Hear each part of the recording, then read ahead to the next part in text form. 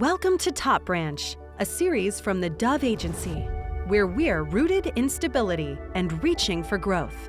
Join the Dove Agency and our special guests as we bring you expert insights and practical solutions to help your interior design business thrive.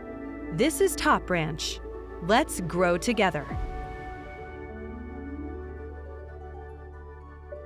Hi, everyone. We are back again for another episode of TopBranch, and I'm Ruth Janson, and I'm here with my business partner, Beth Bender. Beth, give Hello. a little wave if they don't know. Hello. And we have two very special guests today. We have Blair Ryan and Natalie Forehand, both at the Dove Agency, and we are talking about the topic of finding and retaining talent. And when we first kicked this idea around, we were thinking about bringing in somebody outside to interview, and then we started thinking, why don't we interview our own team? Blair has been with the firm almost 5 years. Natalie has been here a whopping 7.5 years. So we thought we would just kind of kick around like what's working for them as young professionals, and just kind of share the wealth of knowledge from their perspective. So let's kick it off. And Natalie, why don't you kind of respond to this, and then Blair just kind of jump in whenever it makes sense. But when you first started kind of with your career, what things were extremely important then versus things that have become more important over this kind of 7.5 year tenure?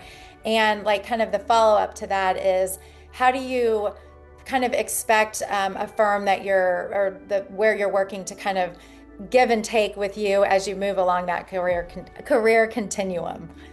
Yeah, no, that's a great question. So I think I've had a lot of personal growth since I have started at the Dove Agency. I started actually as an intern in my last semester of college. So I don't even know that I know what I wanted out of my career. And the Dove Agency was incredibly, we're still small, but very small at the time. So I was eager and excited. I was really like, the marketing team in and of itself, it was what, 4 of us. So I had my hands in kind of all the things, which was really unique opportunity for someone of my age to be able to work on so many different parts of the business on the marketing side. We trusted you very early. I don't know if it was trust or just all hands on deck, but I got a lot of experience very early on. And I was really eager to like learn all of those different things. I had, got my degrees in public relations and advertising, but really got to work my skills in kind of like the overall marketing side of the business. And so once I was, kind of into a couple years in, Beth and everybody came to me so kindly and told me I really needed to pick a lane and decide what I wanted to do here at the firm. We had grown quite a bit at the time. And so it wasn't as crazy all hands on deck on everything. And so this was around the time that I had gotten engaged. I was at the Dove Agency, and I've been here as I got married and got pregnant with my first child. And so things have changed quite drastically. I've always been someone that wants to have a career and really like sharpen my skill set and continue to grow. But as everyone knows, like as young moms, like those goals do change a little bit. I still am always the type of person that wants to work and wants to have a career and wants to grow in that aspect of my life. But kids did change that. And so having the ability to come to Beth at the time even and say, like, I want to continue to grow and I want to stay at the Dove Agency and I want to do these things, but I also don't want to miss this like very, very small gap of time that I'm going to have with my kids. Yeah. And it was very much a conversation at that time, which I think like meant more, that in and of itself. And it wasn't just like a no, like this is how it's going to be. And this is how we need you. And this is what it's going to look like. It was really like a sit down conversation of like, okay, you're expressing that you'd like, maybe to adjust your role a little bit, have a little bit more time with your kids. How can we make this work to where our clients are happy? Work is getting done at the level that it always has been, but you're also like getting the opportunity to spend some time with, your newborn baby. That's not, just a very short maternity leave as it, everyone gets in the country. So it's very much changed throughout the years, like in the most positive way possible. I think that's interesting because I wonder if, as you come into a role, if you're always thinking so far down the line that this role needs to be flexible, and the answer is probably no. But that is probably something that people should be considering as they enter the workforce, especially on the younger side of like, what could this morph into? And then on like Blair, to add to that, you had a little bit more experience coming into the firm, and you had different reasons for coming and then staying. So kind of give your trajectory as well. Yeah. Leaving public accounting, I was definitely looking to slow down a little bit, while still being challenged and giving me opportunities to grow just in a different way. And I think to echo from Natalie's perspective, I started and I had just gotten married and didn't have any kids, but being able to navigate the role and how that's changed, I think there's such a benefit being able to have those conversations and navigate the life changes with people who have understood and have navigated it already. Coming to you all and saying, I need to tweak this, this might be a little slower, but I can turn around faster on here. And having it fall on ears who understand and have been there before just made it such a different conversation than some conversations that I've had previously at work. And I think that was a huge benefit as well.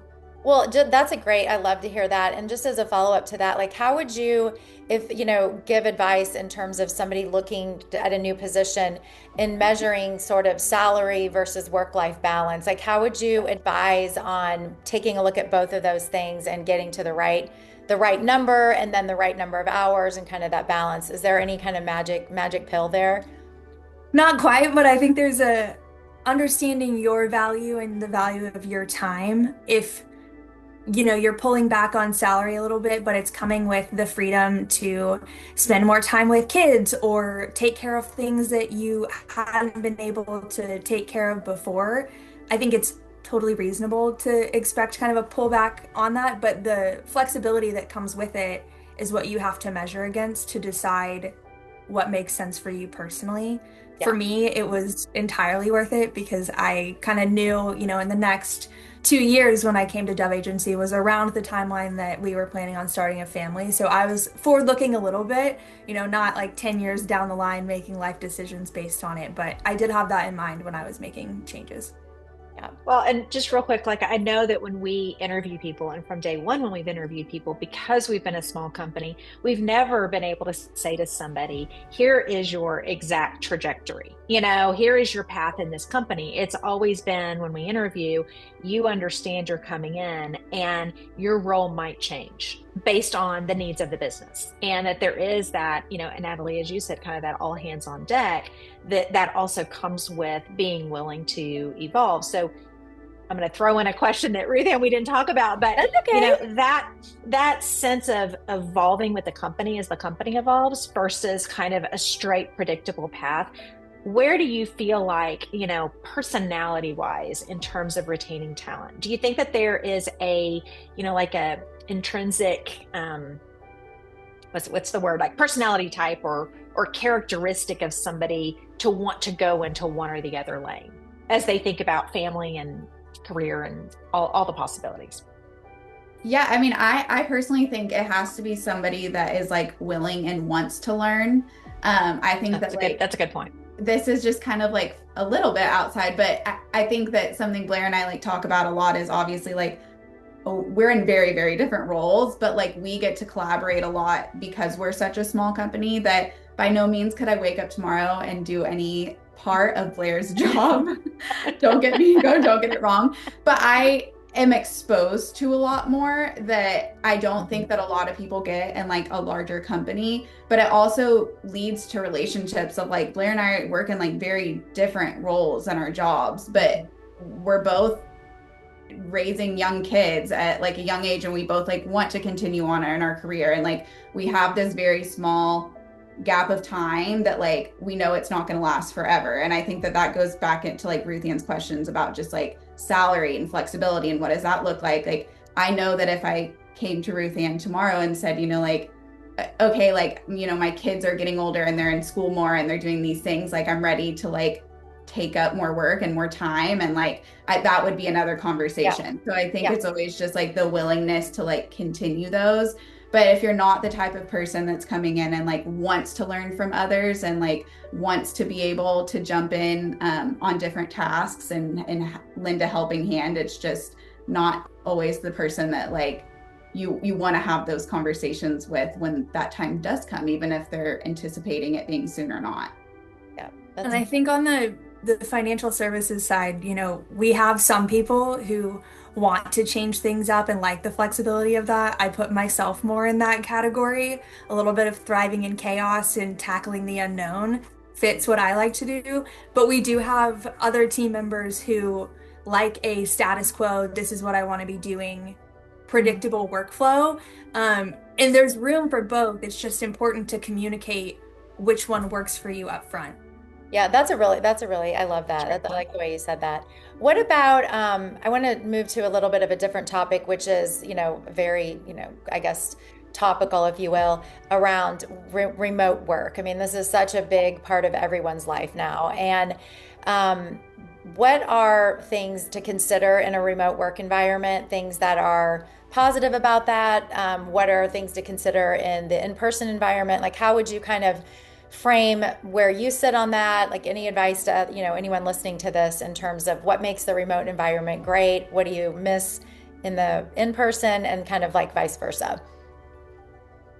I like the face-to-face that comes with the remote, that we do have systems and software set up where you can just call someone with a video on and it's the same as walking into their office if you were in person. Mm-hmm. I think there's such great context in conversations that you can get when you see people. And sometimes that gets lost in a remote environment. I feel like that we all just turn on our videos immediately makes communication clear and also gives you that in-person connection. Do you think that should be kind of a standard? Do you think in companies, I mean, is that part of retaining talent, is making them feel connected in that way? Or to elaborate on that a little bit? I think so. Not to say that you have to have your video on every time someone is calling you, but it does make it feel more personable, like there is an established relationship there. I prefer it every time, and if I don't have my video on, I'm very quick to tell someone I don't have my video on because there's kids running in the background and it's distracting, or I'm under the weather, but giving the context as to why you're not, because it does make it more high touch when you can see someone's face. Right. I think a little bit it goes back to like the personality aspect as well, Beth, of like who you're looking for. Like if you are in a remote working situation like us for the majority of the time, if you're not the personality that has like the willingness of like, I'm going to jump on this call with this person and I'm going to have my video on and get to know them, and not just like take the way of like, oh, I'll just send them a quick Slack and like kind of get past this task that I'm pushed. So you have to have the willingness to say like, oh, I'm going to jump on this and I'm going to get to know new people, because it's not often that, especially like company wide, that we're all together. It's special when we are, but that's just not always the case. Well, I think that's a really good segue to like our final point, which is kind of around mentoring and kind of relationships with peers. How those can be fostered in the remote environment, and just more generally, how important are those types of relationships when you're thinking about, staying in a position, or when somebody's kind of going into an interview? How should they be thinking about mentoring and peer relationships and the importance of those in a work environment? Blair, I'm going to make you answer it. Well, I just think from interviewing from the candidate side and looking at the people you're going to be working with and making sure that you feel like you're being invested in. I know I can speak for myself at Dove Agency that I know I'm invested in and that my perspective matters, but also that people care about my family and how everyone's doing. I think that's important to me. And if it's important to you, then you want to make sure you're vetting that out with a potential employer, with a potential candidate, that you all can have that relationship. And then from peer to peer, there's just something comforting that I can call Natalie and ask her a question that a financial client has about public relations services, and I can answer that, but also that I can call her about 3-year-old boys and what they're up to, that there's camaraderie in that. Yeah. Well, and Natalie, I mean, you started, like we said at the beginning, as an intern. I mean, we've watched you grow from an intern now to your role of managing others. And so, you've seen that growth in a small company. What do you look for now in somebody you're going to manage? Like, is there something that you want to see having been through the whole process. Yeah, absolutely. I mean, I think, and it's something that I tell like every new, like straight out of school person that comes to us, is that like organization is such a huge thing at our firm, but more than that, like it's the willingness to say like, okay, I haven't done this before, but we're a small team and I'm gonna like give it my first go at this, and like I'm probably gonna get it wrong. And like for me to be able to be there and be like, you are probably going to get it wrong, but like this is how we're going to learn. And like, this is how you're going to feel confident in doing it next time.